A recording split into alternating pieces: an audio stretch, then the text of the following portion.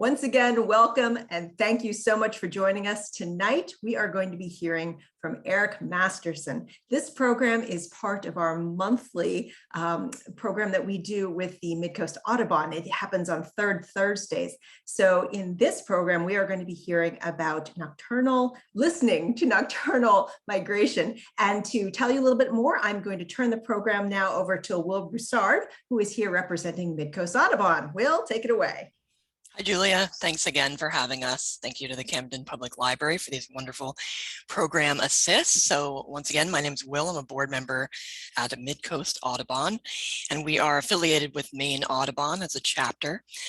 We're in the Mid-Coast region, and we cover basically from Booth Bay Harbor west to Windsor and China, inland to just around Augusta, east over to Bucksport. And if you're from beyond that area, no worries. You can join us for our programs and our field trips just as well. We'd love to have you.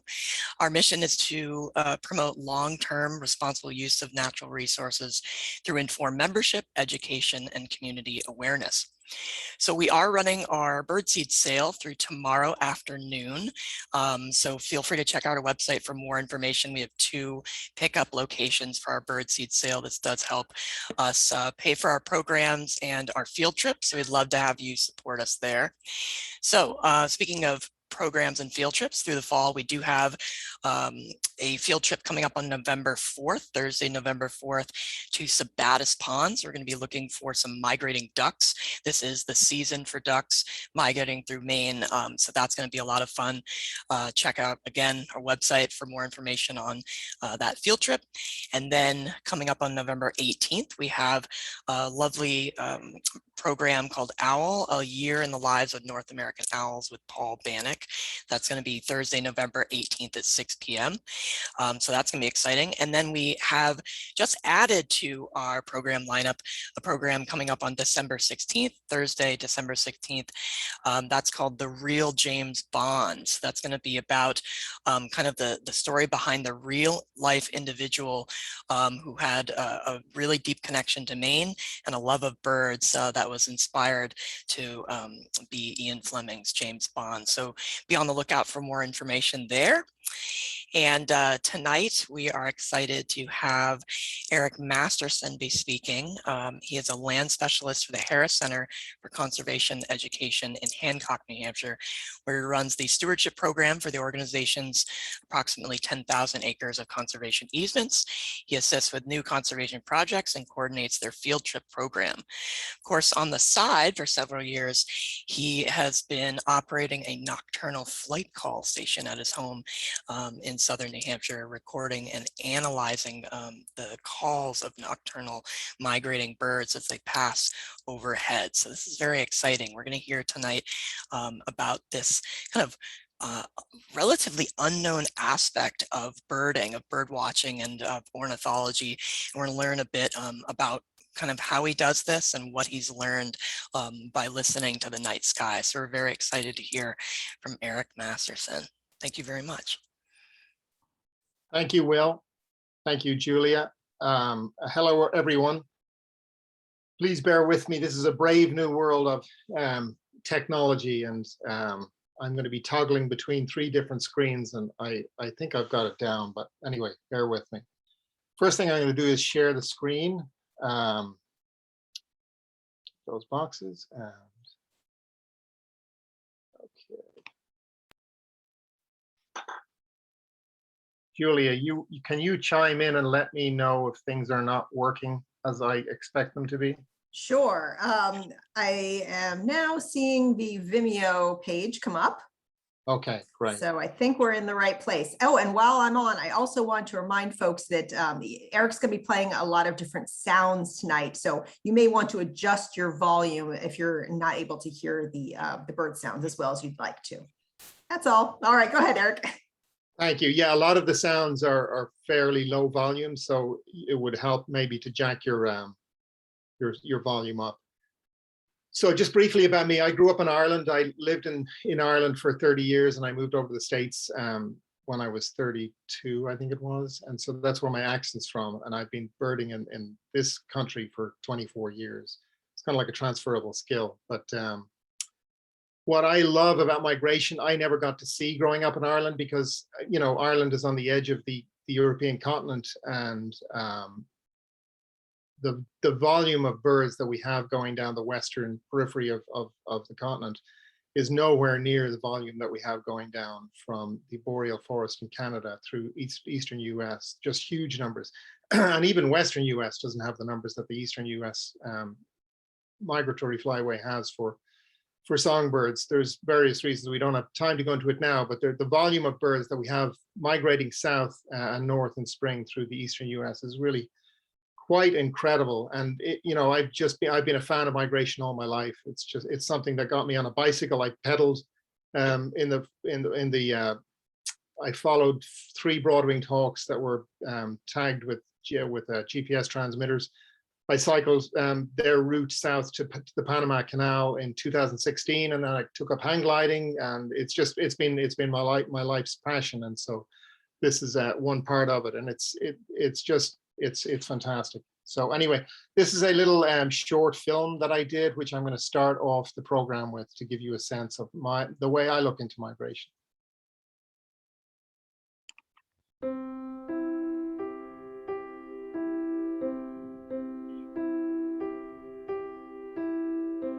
Hi, I'm Eric Masterson. I grew up in Ireland, and that was where I first discovered the magic of birds.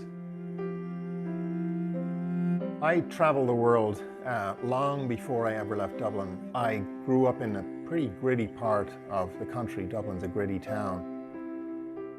I can remember in May, common swifts. I remember vividly common swifts would appear outside my bedroom window. And I'd go to my globe. I had an inflatable globe, and I would get my field guide, and I would learn that they would spend the winter in the jungles of Africa, the savannas of Africa, and here they were outside my bedroom window. I remember the wheat ears that would pass through on their way to Greenland. I would go with them, at least my mind would go with them, armed with just a field guide, an inflatable globe, and my child's imagination. So later I would emigrate from Ireland to the US myself. My wife and I moved to southwest New Hampshire. But the birds didn't come with us, obviously. Europe's birds migrate north-south, as do North America's birds, and so I had to learn a whole new cast of characters. But the journeys are just as remarkable. I was on a boat out in the Gulf of Maine, 80 miles offshore, and a flock of 70 golden plovers flew over the bow of the boat. And I watched them for maybe, it couldn't have been more than 2 minutes. And they came into my field of view from the left, and they exited my field of view to the right. And I know these birds. I had read up on their life history. They travel out over the Atlantic non-stop in one continuous flight until they reach land in South America. I was just blown away. I was watching 2 minutes of what has to be one of the most incredible journeys in the world. And it's like a Rorschach test. I think some people might just see a flock of birds. I felt like I was looking at 2 minutes of just one of the most incredible journeys imaginable. But more often than not, we don't get to see the journey like the golden plovers. We just see its aftermath.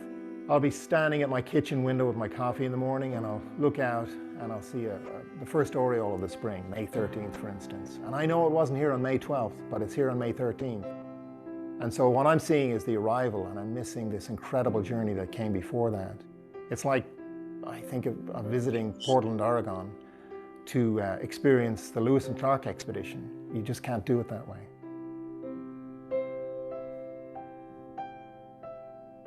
But the real mystery of it is most birds don't travel during the day. Most of them migrate at night to avoid hawks, to use the stars as navigation. Occasionally, on a really busy night, if you use a telescope, you can see one flying across the face of the moon. On good nights, migration will even show up on Doppler radar, but really you don't get to see it. And so you have to learn to see with your ears.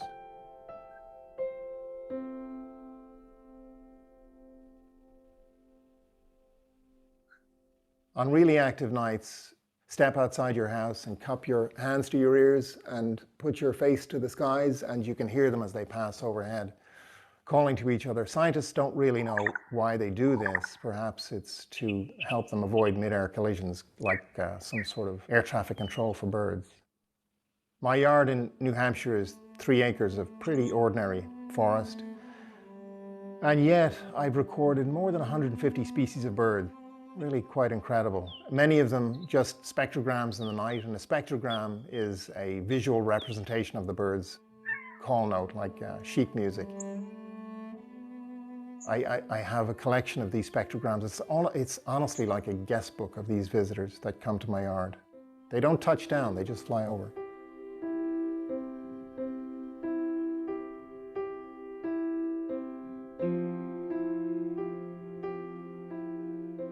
Nighttime is a time for dreaming. And as I lay asleep in bed and my recorder is on throughout the night, these birds, hundreds, thousands, millions of them across the continent, passing south over my house, over your house, and they're traveling thousands of miles to faraway lands using the stars as a guide. I wish I had the imagination to dream such an incredible dream. And then I check my voicemails in the morning and I hear these call notes left by these international travelers. And that dream is real.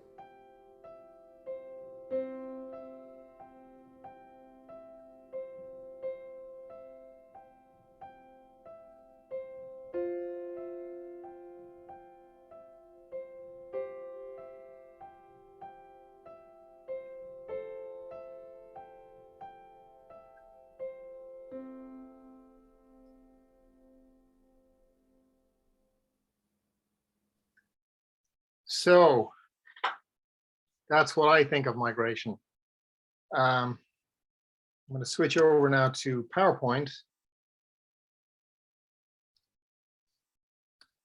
And so that I hope explains why, one of the reasons why I'm just fascinated by it. It's and the reason I'm interested in nocturnal recording is because it's another window into what is really, I think it's one of the great stories it's one of the great natural history epics on the planet. And so nocturnal migration, nocturnal recording, nocturnal flight calls, various names for it, is another route into experiencing that, because so many birds fly at night to avoid predators, to use the stars for migration and so forth.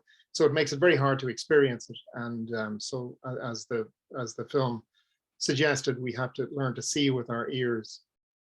And it's also from the perspective of me doing it, as the film mentioned, I live in a fairly unremarkable part of the state. It's beautiful. It's in the Monadnock region, but from a habitat perspective, I've got 3 acres of northern hardwood forest. And so I have the breeding birds that you would expect in that sort of habitat, but the birds that pass over, that use my airspace, essentially going from A to B, I look at nocturnal, listening to nocturnal migration as a way to understand migratory routes, you might say.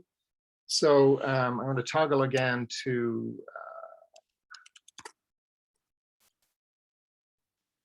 eBird, which is a fantastic resource. So this is so I was talking about the value of listening to nocturnal call notes, nocturnal migration through observing call notes and listening to call notes. And one of the things that it helps with is for species that overfly. Where I live in Southwest New Hampshire, there are species that overfly the state, like gray-cheeked thrush, for instance, is very, very uncommon in New Hampshire on the ground, but it's really quite a common nocturnal migrant. And so understanding migratory routes and patterns of birds that you don't often see, but that fly overhead. And before I started getting interested in nocturnal migration, it's fairly well established and understood that there are quite a number of sea ducks that winter off the coast of New England and breed in the various parts of Canada, from the tundra right up into the high Arctic islands.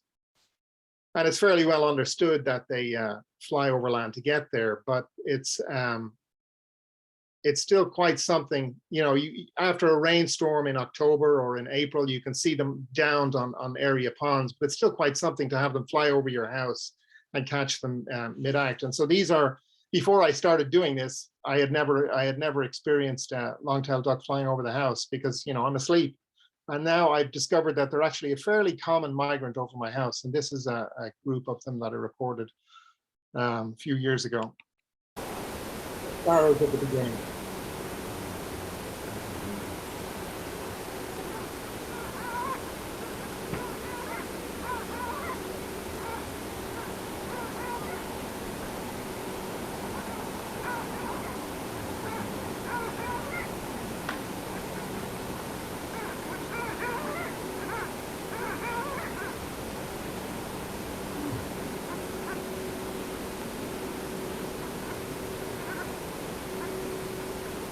It's a most wonderful sound. It's a really iconic sea duck and a beautiful, beautiful duck, and it's a wonderful sound. And I was thrilled when I heard that. And these are birds that breed. They breed in the high Arctic and they winter off the coast of New England in huge numbers off Nantucket. But to have them flying over my house was a pretty cool thrill. And I now have them pretty much annually. And, you know, like I say, my garden is not particularly special, and there's nothing about, they're basically flying from A to B, and they just happen to be passing over my house. They pass over your house too, I'm sure, if you're living in this area. Okay, back to PowerPoint. I think birding by ear is a better tool for quantifying migration. So if you've ever done the breeding bird survey, one of the questions, so the Breeding Bird Survey is a national program administered by USGS to basically, it's a survey that's been run for 50 or so years, and it's an effort to quantify species abundance in the country. And one of the requirements to be able to do it is that you're good at identifying birds by ear, not by sight, but by ear. I'm sure they want you to be able to identify by sight too, but the emphasis is on birding by ear, because the reality is we hear an awful lot more than we see. I think of, you know, indigo buntings, very common, a very common songbird. How often do you see those? But I hear them all the time. They're a very common bird. And birds that are marsh birds like rails and so forth, you hear them a lot more frequently than you see them. I'm going to go back to these. This is a Virginia rail that I've had, and Virginia rail are fairly common marsh bird in the area. But if you'd ask me to get a sense of how would you quantify them, I mean, you can do marsh bird surveys, and they're well understood to be a fairly common marsh bird in New Hampshire and in New England and beyond. But by doing this nocturnal bird recording, and I do it, I've been doing it for 10 years now, I get a sense for quantifying abundance. And so to give you an example, in spring of 2020, was the last year I was laid up with an injury. In spring of 2020, I had 40 of these Virginia rails passing over the house. And that's, as if you do that year in, year from, you know, for 5, 10, 15, 20 years, you really get a sense across species what relative abundance is, which, like I say, for secretive species like marsh birds, is, I think, has value. And I'll play this now, but one cool thing about this recording is people might say, well, how do you know that's just not a local bird? And you can actually hear many of the times, I'll discuss the equipment I use in a little bit. It filters out ambient noise, and it's basically directionally focused on the sky. And so these are birds flying overhead. And also you can hear birds as, it's almost like the Doppler effect, like an ambulance coming towards you and then going away. You can hear this Virginia rail as it comes towards me. The sound increases as it comes towards the mic. The sound increases and then it trails off.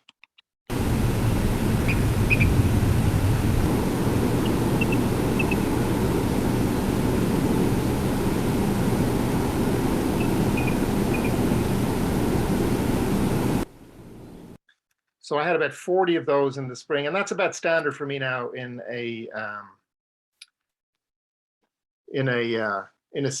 spring season. 40 or so of those. It's pretty remarkable. And then the last thing I will say is for learning bird vocalizations. So one of the tools to study nocturnal migration is to basically project the sound using a software program. There are various programs. Audacity is a common one. Raven is another common one. And you're essentially projecting the sound on a software program that on the x-axis you've got kilohertz, and on the in the x-axis you've got time, on the y-axis you've got kilohertz. And so you're essentially projecting a visual representation of the sound called a spectrogram. And just like you can identify a bird like a Blackburnian warbler because it's got wing bars and a bright orange throat, you can actually, because some of these sounds, especially warblers and sparrows, the sounds are so incredibly similar that it's very difficult to tell them. Even for experts, it's very difficult to tell them apart. But when you project them, because many of the sounds, like a sparrow call or a warbler flight call, might be 100 milliseconds long, and it's almost outside the range of our hearing to parse those various things, you know, those very, very split-second sounds. When you project them, you can actually tell the differences, and you can see that they're different. Eric, we had a question that came in a minute ago. You had mentioned that this happened 40 times to you. Can you clarify, does the recording device also have the ability to quantify the birds, or were you referring to like 40 different nights you recorded that particular bird? No, so I would have a Virginia rail fly over at 2 in the morning. So I record, just to be clear, I record from dusk to dawn every night, well, essentially every night, unless it's pouring rain. And then I go through the recordings the next day. It takes me, you know, half an hour to an hour, and I'm way behind. I haven't done any of, for this program, I actually had to go through a few recordings for this fall, but I'm like a month behind. So it takes a long time, but it doesn't, you know, I can go through 8 hours of recordings from the night in about an hour. And it's just something I enjoy doing. It beats watching reruns of The Office. It's something I enjoy terrifically. There are remote technologies now. I can't remember the name of one of them that are being developed, and I'm sure within a few years they'll be. They're not quite as good.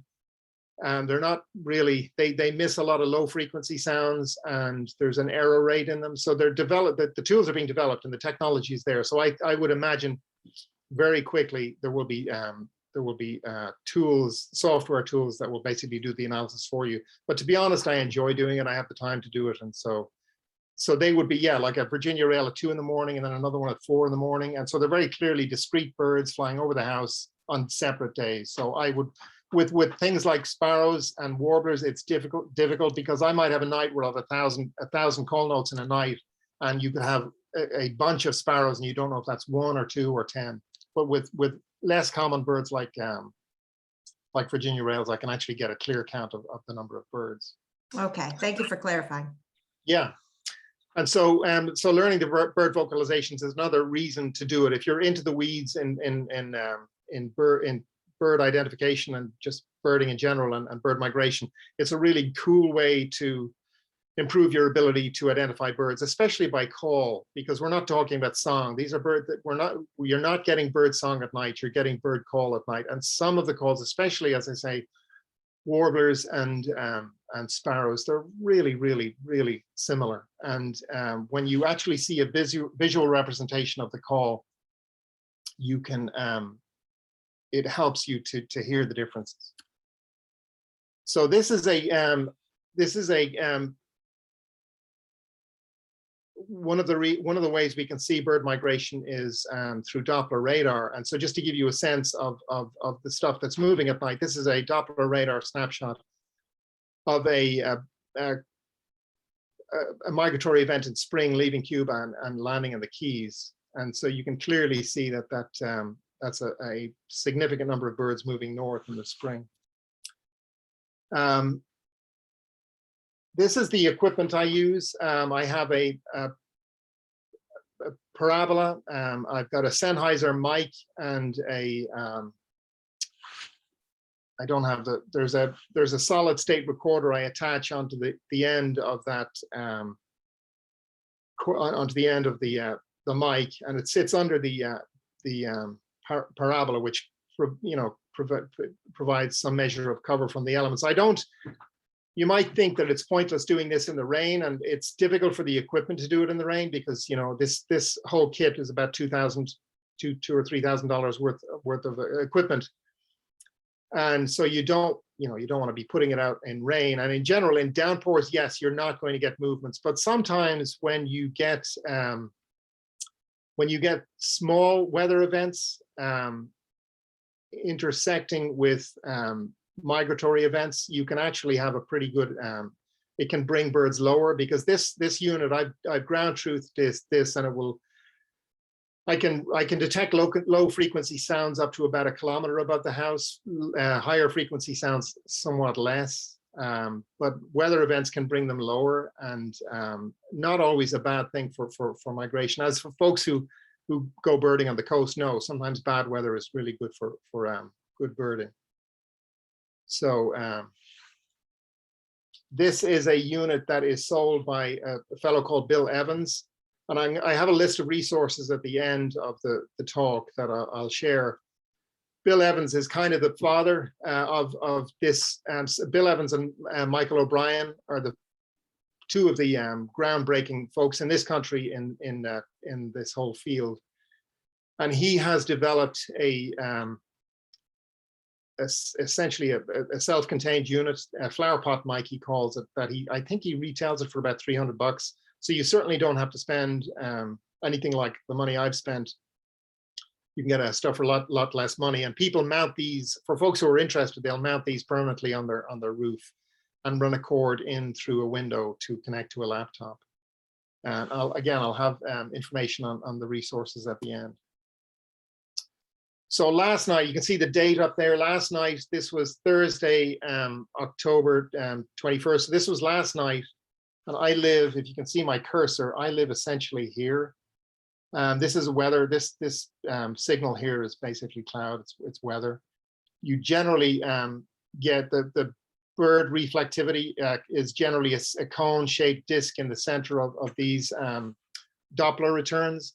And so that's a very poor return. There's not a lot moving last night. And I'm not kind of surprised about that because it's late in the season.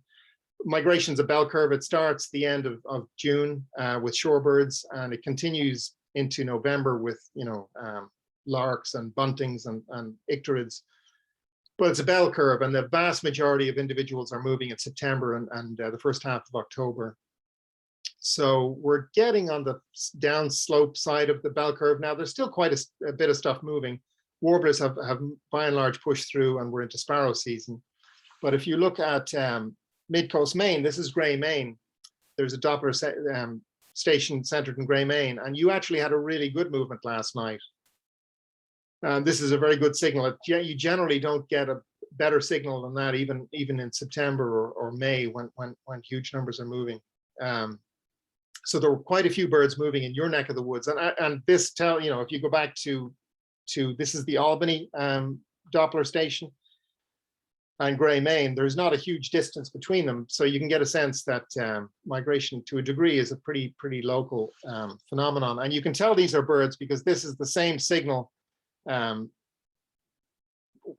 This is the same signal with velocity instead of the radar returning density. This is returning velocity, and so you can see birds are moving in a southwest direction, about 15 to 20 knots, about 15 knots maybe. And last night there was a 15-knot west-northwest wind.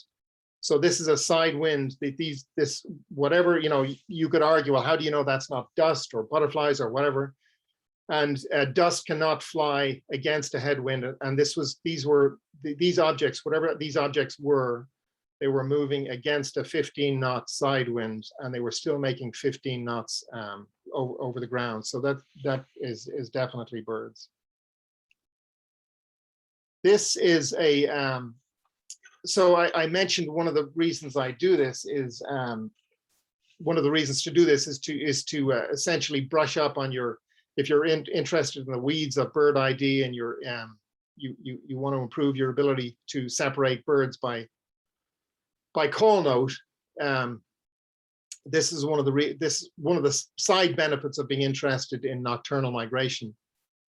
You know, if you go out with experts, and I don't claim to be, I mean, I'm better than some. There's others who know a lot more than I do. We're all on a curve, and this is a very, very difficult discipline, a sub-discipline of birding, to be able to tell these species across families like warblers and sparrows by ear. It's really, really difficult. And some people are really quite astoundingly good at this. You can tell, a lot of them you can't really tell by ear, but some you can. Redstart, just sticking to the warblers, you can tell redstart's call note. If you're good, and if you've got the experience, you can tell redstart, you can tell yellow rumped warbler, black and white warbler. But one of the values of nocturnal studying nocturnal migration is that aspect I mentioned earlier of projecting these sounds onto a computer program that lets you visualize them. And when you visualize them, and each of these sounds, you're talking about 60 milliseconds. They're really, really short call notes. But when you see that actually this is a black and white warbler, and there's a little bit of a dip, and then it levels out, and it's modulated, which means it's going to be a little bit of a buzzy sound to it. You then start listening for that, and it helps you hear what's actually there, and you can start to improve your ID abilities. I should mention that this Rosetta Stone, I did not develop this. This is a tool of Cornell, and Cornell, and again, I have resources at the end. Cornell has really led the way in so much of what we do and what we understand about birds and birding and ornithology in the country. They have fantastic resources, and this is a tool that they put together that I'm going to press play now, and it's going to run through all of the different warblers in North America at real time. And so you'll hear them in real time, and you'll track them from left to right, top to bottom, and you'll hear just how similar they are. And then it'll do it again in slow-mo with the sound slowed down, so that you can if we had the aural capacity, if our ears were superhuman and we could do that, you can actually tell that they are different sounds. And so by visualizing the spectrogram, you can even at real time, 60 milliseconds, you can start to hear the aspects of the sound that are really there. So I'm going to press play now, top to bottom, left to right.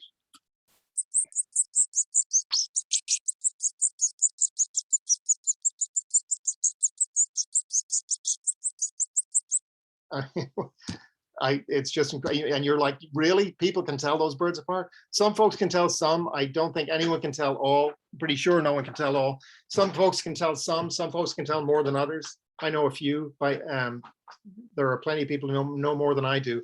I'm going to play it again now, and it's slowed down, and you can actually hear, again, starting top left to right and top to bottom.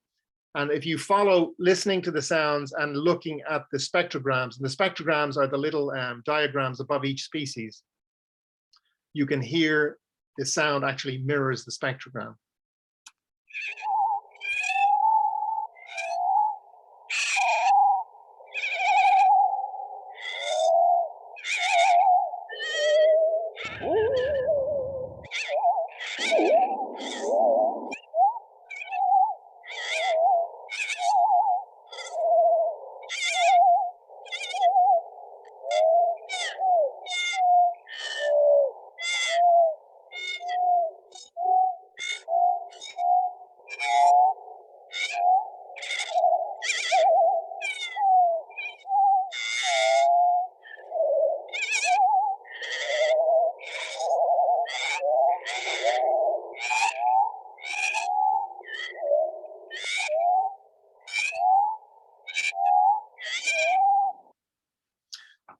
So again, thank you to eBird and Cornell for that wonderful resource. So I'm going to, I'll bring back to this slide at the end. I'm going to go to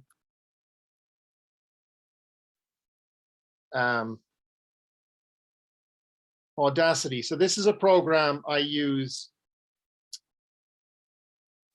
It's a free program, Audacity. And essentially I get my night's recordings and I just upload them to this, and you know, you get used to it like any program, and you figure out how you figure out your way around it. And I can go through 8 hours essentially in about a half an hour, 3/4 of an hour. And like I said, there's remote technologies for doing this. They're not great, they're getting better, and I'm sure they'll be better than the human ear in short order, but we're not there yet. And I just enjoy the process. So this is actually, this is not last night. I picked a night that was busy.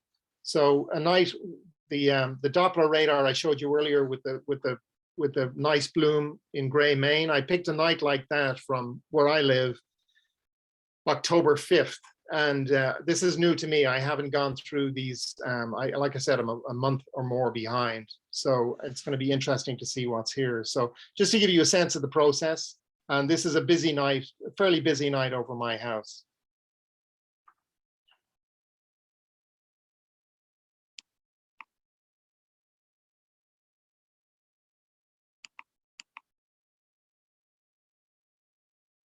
Sorry, bear with me for a second.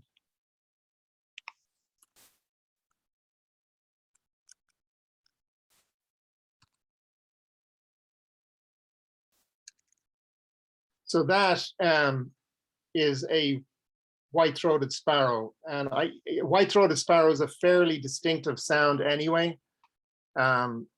It's a long call. You can measure the call note length down here. It's 160 milliseconds, which is way too long for a warbler.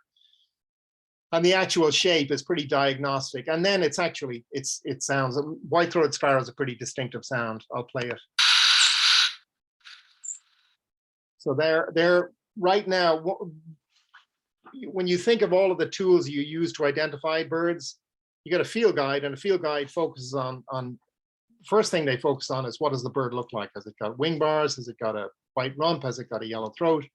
But there are so many more factors that go into bird ID, and one of them is it's not conclusive, but it's a leading indicator, is time of year. And so now we're in October. I said this was October 5th, and October 5th in Southwest New Hampshire, you're kind of losing your warblers. There's still a few around, but you're getting into sparrow season, and so I would expect white-throated sparrow. So that's one of the things that helps lead to an ID, not definitive, but helps lead you there.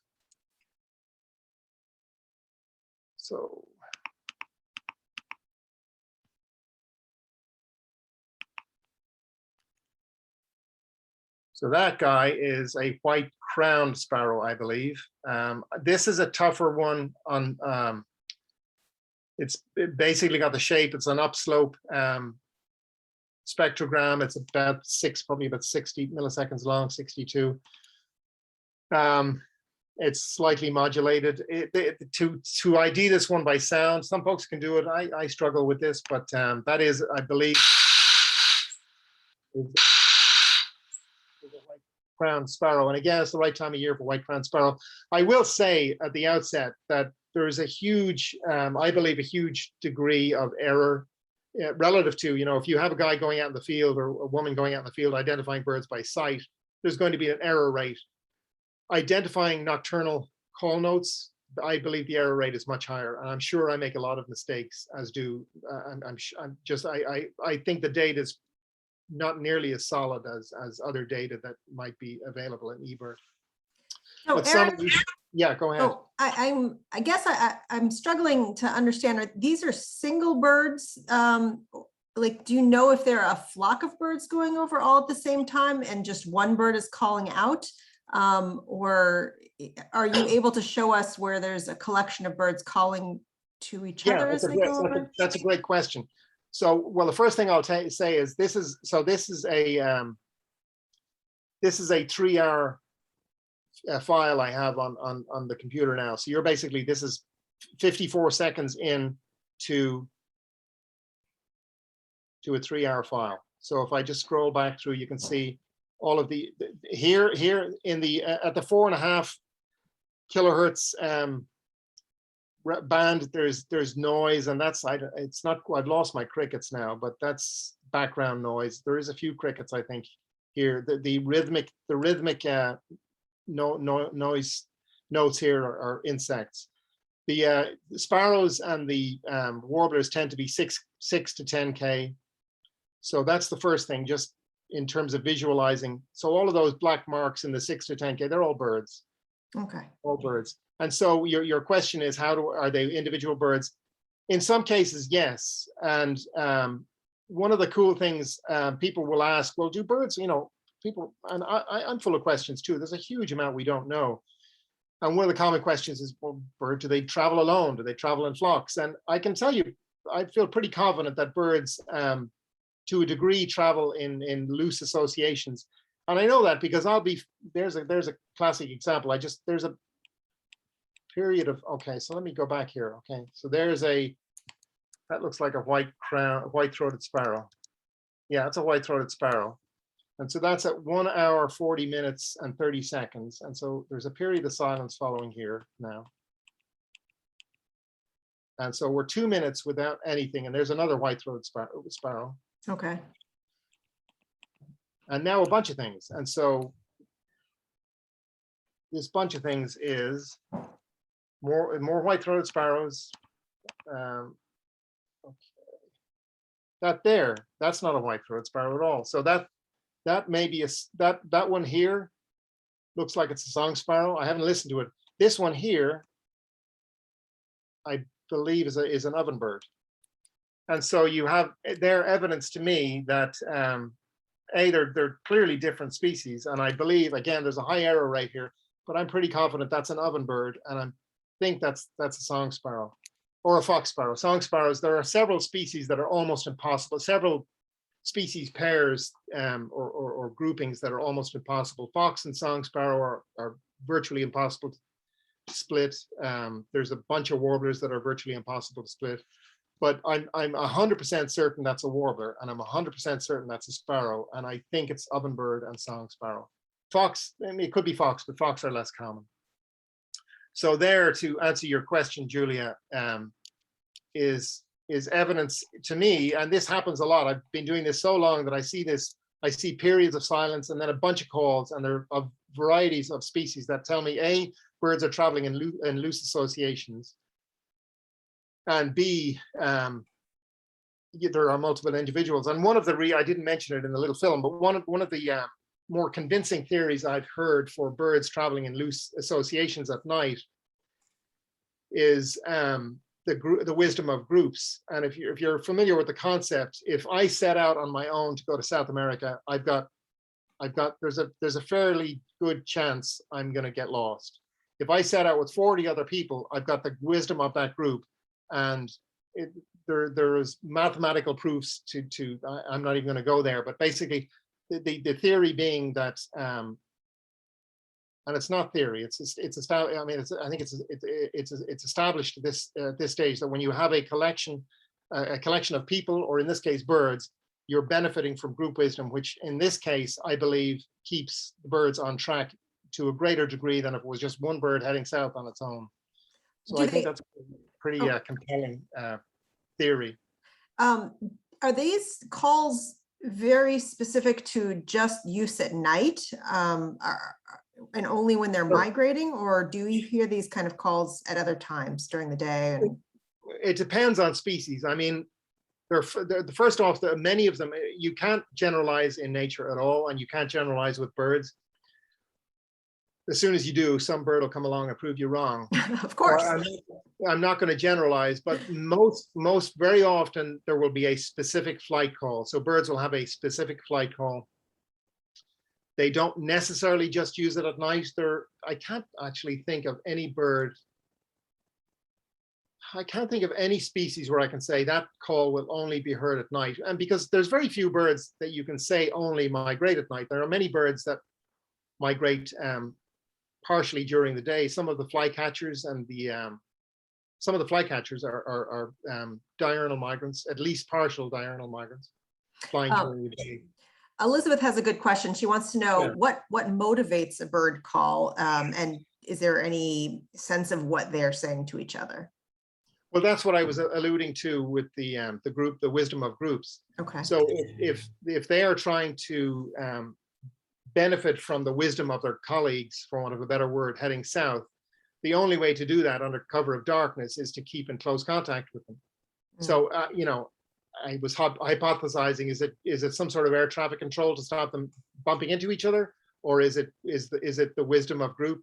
So they're basically keeping in contact, a loose association of birds at 1,000 feet elevation, 2,000, 3,000 feet elevation. Are they keeping in loose contact to benefit from that group wisdom? That, I think, to be honest, is a more compelling argument from my perspective.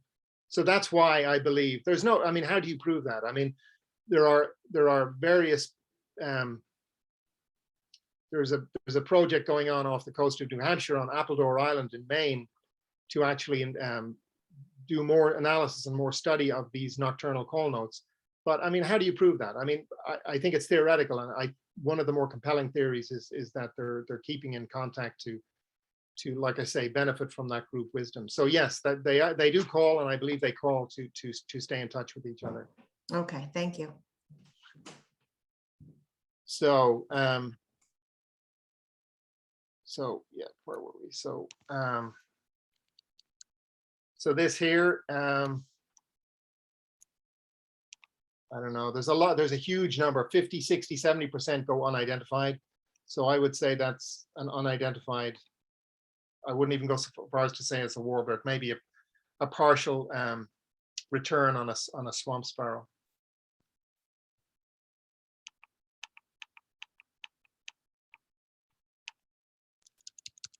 Another, I think that might be a song sparrow.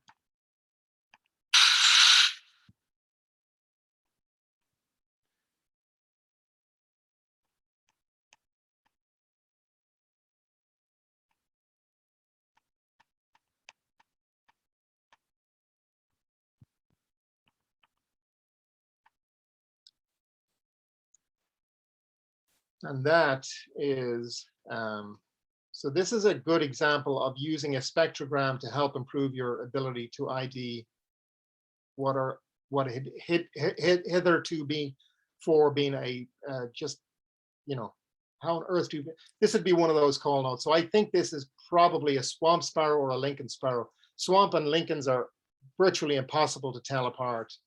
In their flight call is virtually impossible to tell apart. And so this would be one of those birds. Before I got into this, I'd be like, how on earth is that person identifying that? That's got to be, they're putting me on. And when you start to get into this and you look at the spectrogram and you see it's modulated, what that tells you is it's a buzzy, there's a buzzy quality to the call. It's going to be hard to hear because there's background noise, but there is a buzzy quality to this call note that you can hear in the field. And when I started doing this study, I started realizing that, and then I go into the field and I'd listen for it. And now I'm pretty good at picking up swamp and Lincolns by flight call. There's too much background noise there, you can't hear the buzzy quality, but it has a pretty distinctive buzzy quality to it. Eric, how many people are doing what you're doing? Yeah, that's a very good question. Who else is crazy enough to do this?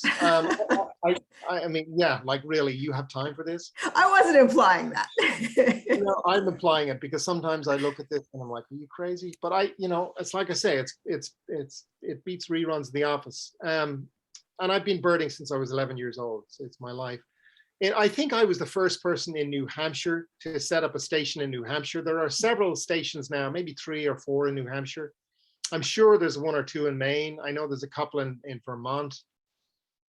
And like I say, I'm not the first person to be doing this. I mean, Bill Evans and Michael O'Brien, Bill Evans, they released a CD on nocturnal call notes, and that's the website that I'll toggle over to the website. So one of the ways,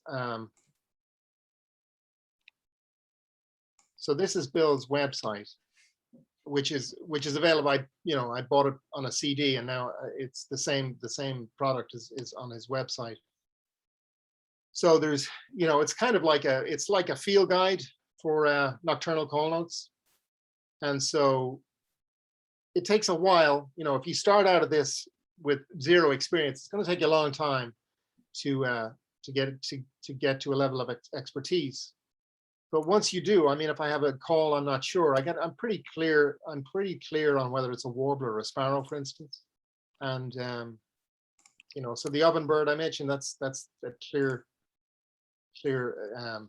diagnostic spectrogram of an ovenbird call. And I don't want to give the impression that all of the identification of these nocturnal call notes is visual, that we're only identifying by visual cues. That's not true. I mean, it's a combination of both visual and audio together, combined to give you what you think might be a correct ID.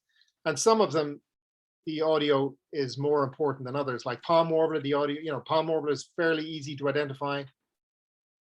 I actually have a palm in, I think I have a palm in this one early on. There we go. There's a palm.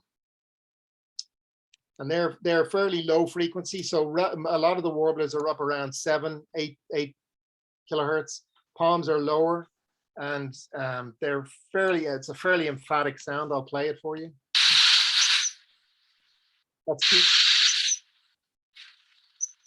They don't have a double call. That's 2 separate call notes.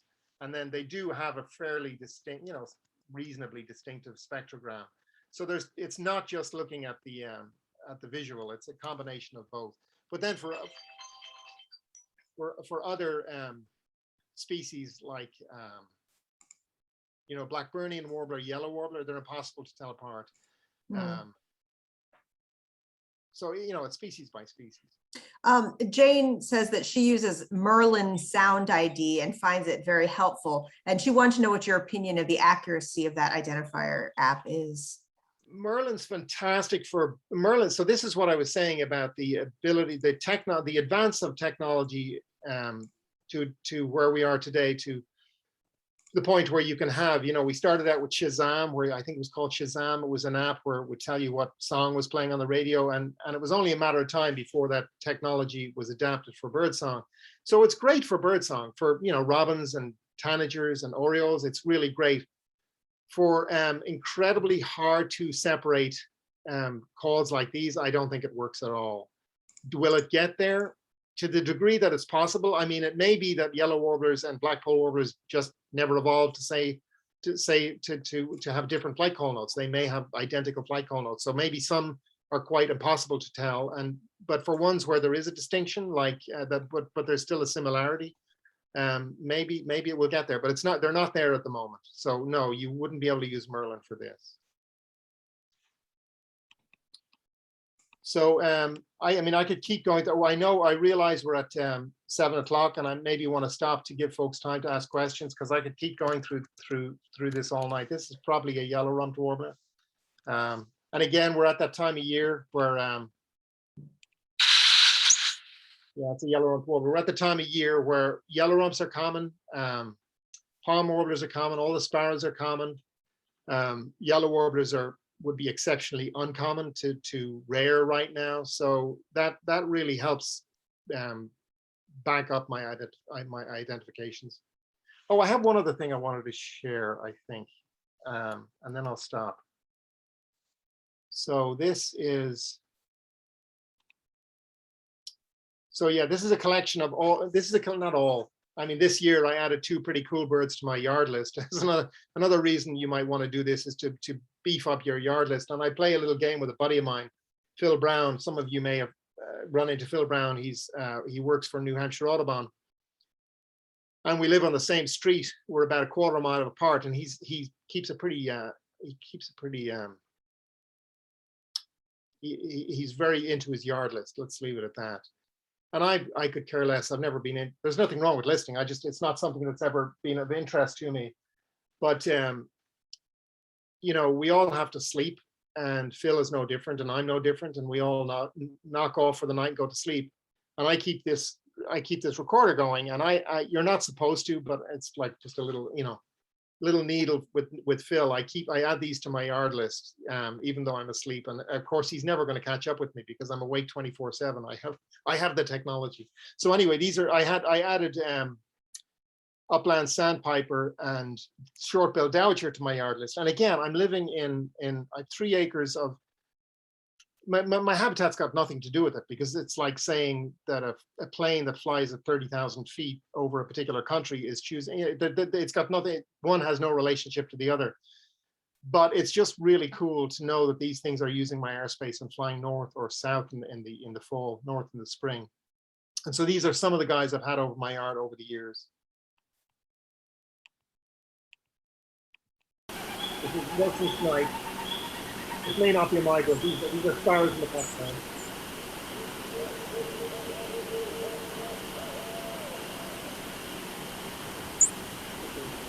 White shoulder.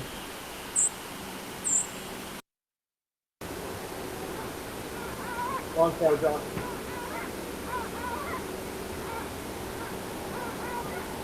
Had blank and migrate also at night. They've got a very different color.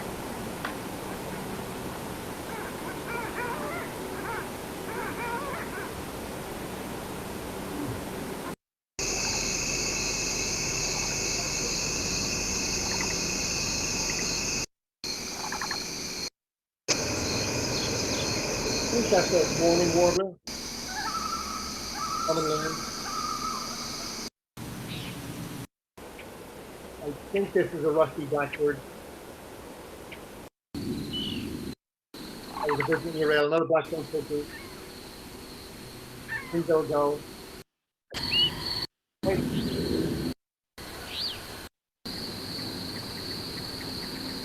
Yellow-billed cuckoo.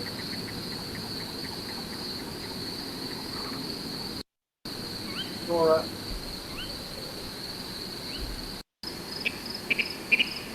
Rail. Green heron. Red-breasted nuthatch. Gray-cheeked thrush. So I'm going to stop now, and I'm going to go back to resources, and I'm going to leave it at that, and I'll be happy to take any questions. Thank you so much. That was a very impressive final performance, I must say, of your ability to call out those so quickly. Very, very impressive. While you have your screen up, someone wanted to know if you could please interpret the Doppler a little bit more by color for us, for those folks who might not understand what the different colors represent. Yeah, so essentially Doppler is point source. It's coming out, it's sending out a, I'm not very conversant with the technology, but essentially it's a beam that's returned. There's an interference by birds, by dust, by butterflies from a point source, and it's reflected back, and that's what you're seeing there. The higher this scale on the right, this color scale on the right represents the density of the interference, and so green is higher density. So theoretically there's more birds. I've never seen, in the 10 years I've been doing this, I've never seen it go beyond yellow. For what, I'm sure there's a reason, but I've never seen that.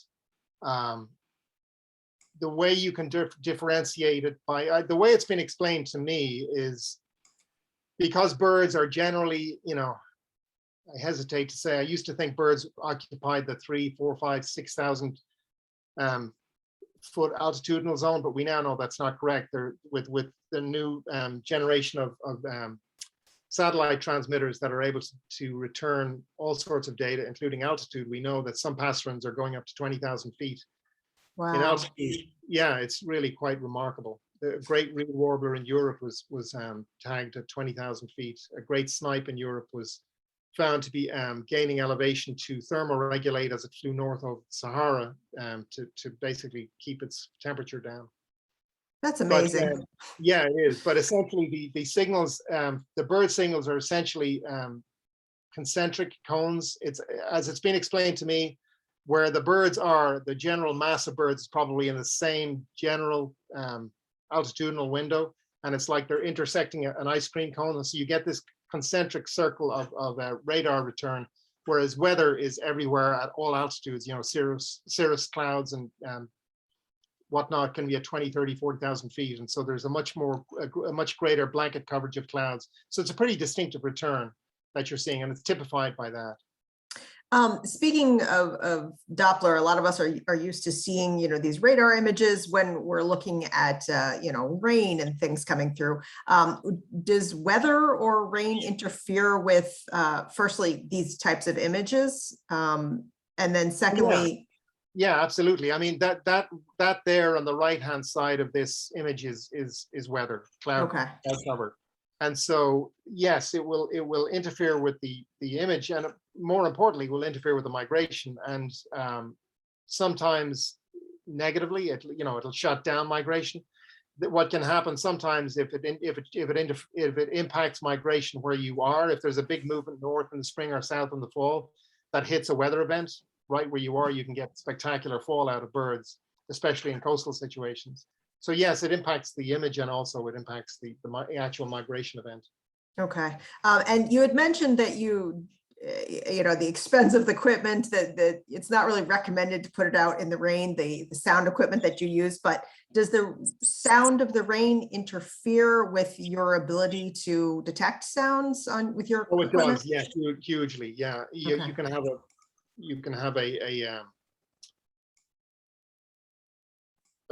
basically a written off night, because the rain, it makes it impossible to detect, to discern the individual bird sounds. And in heavy rain, you're just not going to get birds moving.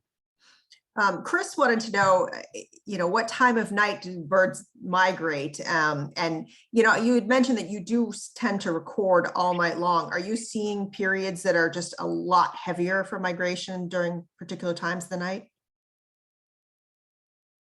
Yes, that's a really good question. So I start recording at dusk, and I'll start recording half an hour after dusk, after sundown, and I'll, quit. I mean, I quit. I turn it off when I get up in the morning. But I essentially, once the dawn chorus, and it's actually pretty cool on the spectrograph, you can see, it's a window into another part of the world. You can see these birds moving at night, and then the dawn chorus. There's this cacophony of sound as birds, especially in spring, wake up for their day. Birds. I will say that across a night, one of the more distinct features is dawn. There can be a real elevated, especially of thrushes. Thrushes we have, and thrushes are relatively easy to identify by ear at night. They're very vocal at night. There are some species that are very vocal at night. Thrushes, cuckoos, especially. But thrushes have a tendency to really call like crazy in the hour or two before dawn. So that can be a really good time in the spring, in May and September. We're kind of at the waning end of the thrush migration now. We've lost most of the Swainsons, have gone south, so it's basically just hermit thrushes now. That's funny that you mentioned that, because Jermaine pointed out that she had gone birding 20 years ago on the Maryland shore, and she heard a gray-cheeked thrush just before dawn, and she heard it with her ears. So that was just funny that you pointed that out as well. Yes, yeah, and gray-cheeked are odd, because I've never, in the 20 years I've been birding in this state, I've never seen one in New Hampshire. They're very common in the boreal forest, but they're really quite common as a nocturnal migrant. They're not nearly as common as Swainson's thrush, but they're still quite common. But there's something about that they're known to do long distance. In some cases, it's postulated that they leave wintering grounds in South America and basically head to Canada nonstop. Marcia wants to know if you've ever heard any sandhill cranes. No, I have not. I suspect they're mostly a daytime migrant. So I have not, and they would have a very distinctive call that you wouldn't need a spectrogram to identify them at all.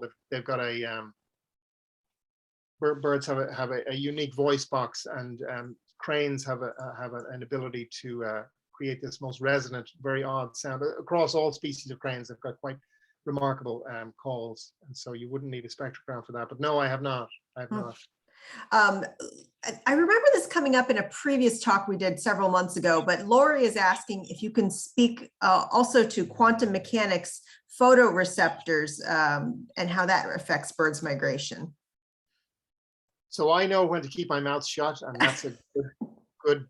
It's a great question, but if I had my brother who's a PhD in physics, I might have him step in. But no, quantum mechanics, I have no idea.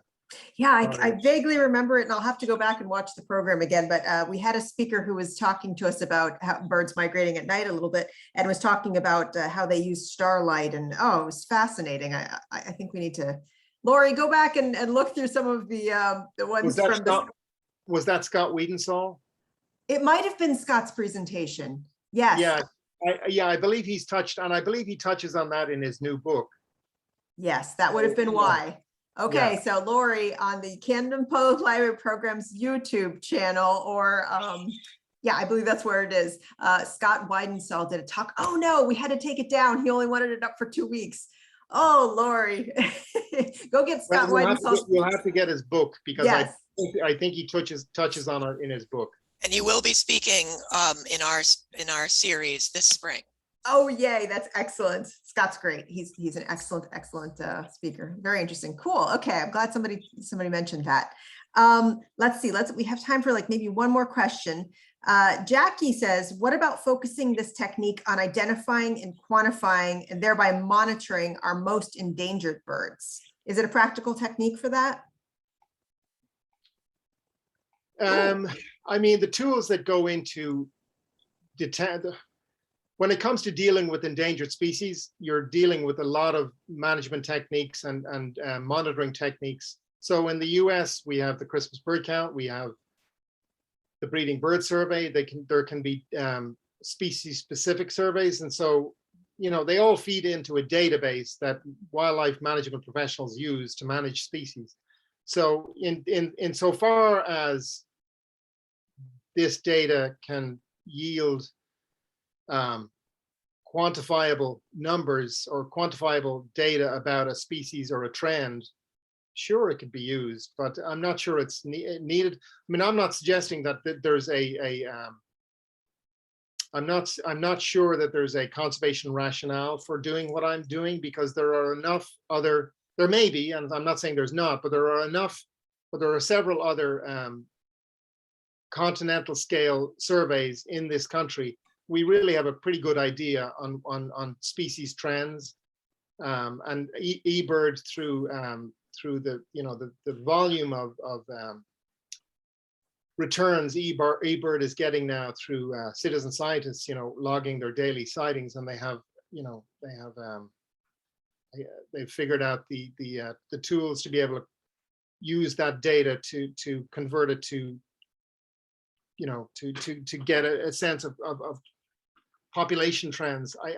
I'm not sure that this is going to add anything to the data that's already out there. Mm. But it's interesting nevertheless, that's for sure. And yeah. you seem like you're having fun with it. So that's also, oh, for sure, yeah. a big part of it. Well, I think we need to wrap up now. I wanted to remind folks, we do these talks monthly on third Thursdays. So I hope that you'll join us again. They are always fascinating. And our next one is coming up on Monday, November 18th, and that's Owl, A Year in the Lives of North American Owls. So that should be a lot of fun. I encourage you all to visit the Camden Public Library's events page. It's librarycamden.org/events. Or you can also visit the Mid-Coast Audubon's page, and that is midcoast.mainaudubon.org. Sorry about that. And they have a list of all of their programs, both virtual and in-person things that they're doing, as well as lots of other resources and information. All right. Goodness gracious, Eric, that was so cool. Thank you so much for talking to us tonight. And Will, thank you so much for your continued amazing job bringing us these fantastic presenters. Everyone, I hope you have a great evening and join us again for future talks. Good night. Good night. Thanks all.